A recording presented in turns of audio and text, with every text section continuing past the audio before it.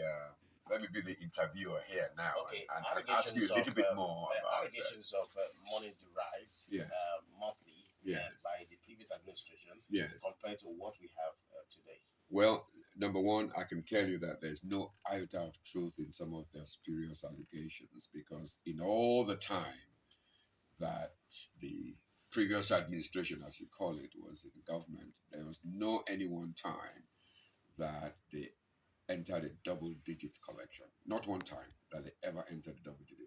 In fact, from the records available to me, not any one time that they even attained 9 billion in 1 month for the Edo State government. Okay?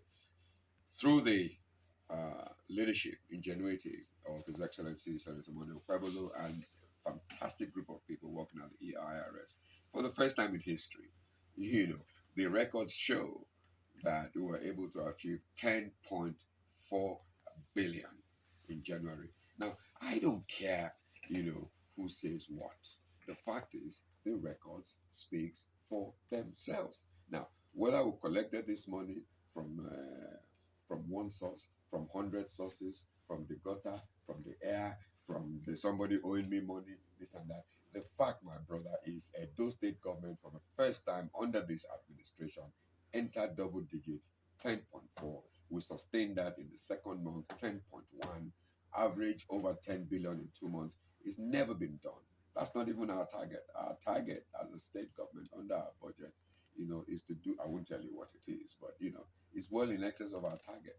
But the previous administration, they said they made these figures, and they came out with a lot of which figures did they make? My brother, look, listen, which figures did they make? They're not any one time did. How can you make figures? When did the previous administration go? They left in when? November. Yes. And we are talking of January. We are talking of January. In all their time, up to November, they never did double digits. So why is it that people cannot really appreciate good work that is being done, for the Commonwealth of Edo people? Why? Why do they have a problem with that? The fact is, it is recorded, it's there. We are actively going out after the high net worth people, collecting, revenue. We are going to companies that are owing us money, which they failed to do. One of such companies, they were making noise, one of such companies, paid us a huge sum of money for monies owing to us. Why didn't they do that? We have done that. It has, positively affected our bottom line, and they're going about making all kinds of, spurious things. And then, of course, you raise the question of, revenue dropping. Of course, in any human endeavor, there are good days and there are bad days for business. It could be for any reason. It could be weather, it could be inflow, it could be outflow, it could be, books, it could be anything, But as I speak to you, we are still achieving and exceeding the target that has been set for us by the government. All right, we still have less than 5 minutes to go on the show this morning. Still Morning Drive and Edo Broadcasting Service Radio in Benin City. We have been speaking with the Executive Chairman, Edo State Internal Revenue Service, EIRS. We're talking about Hon.Oladele Bankole-Balogun. And we'll just quickly look at other areas this morning, and let's look at the area of the synergy between the local and state revenue enforcement agents. Right. What are you asking? All right, the synergy between the local and the state revenue enforcement. Yeah, I mean, of course, the local enforcers and the local operators are all part of the Edo State ecosystem. So we have a joint interest in making sure that the overall objective, of the government is achieved. So the best way we're doing that at the moment is to have a continuous interface and training with people, out in the field, out in the local governments. As a matter of fact, as we speak, we have a meeting today of all the revenue heads in all the 18 local governments in Edo State coming to Benin City to meet with us on a number of things. All right, so let's really look at how we can clarify legal and illegal revenue collection. Okay. And many people struggle to know the differentiation between the two. Yeah. And would like you to clarify Yeah. and also define what constitutes legal revenue Yeah. and what is illegal.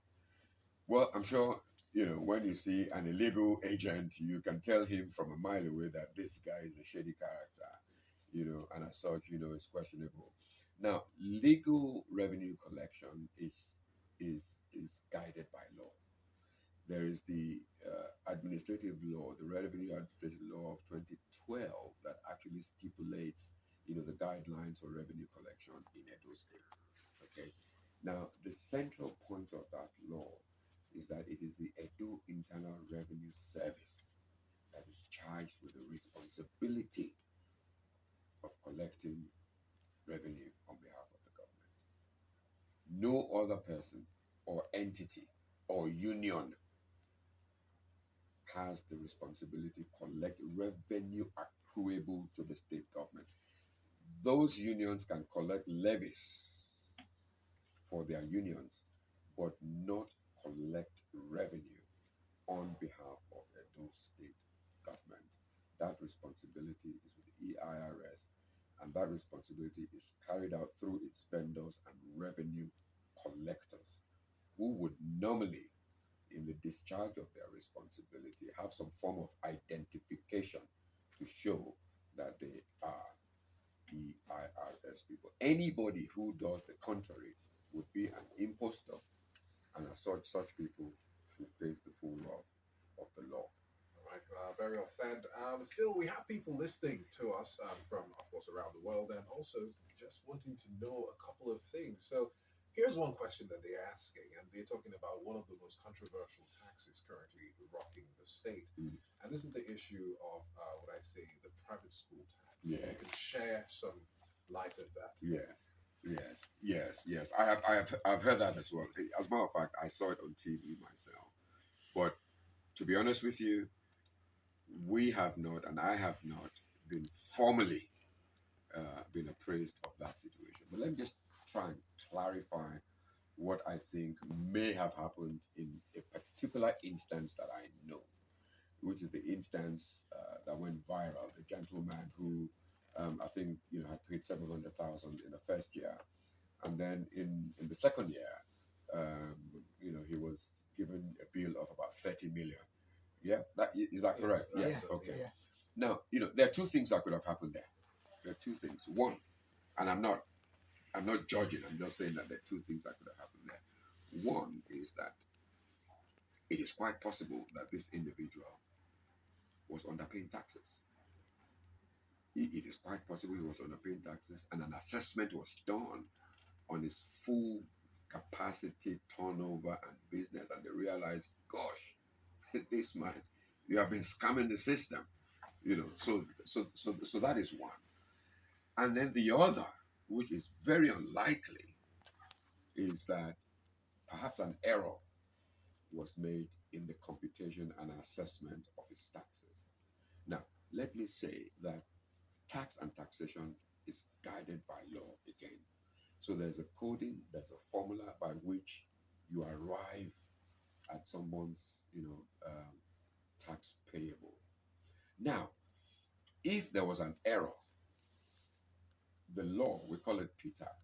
PITA is not a human being, but it's the Personal Income Tax Act. The law allows that individual not to go to television and be, screaming, blue heaven,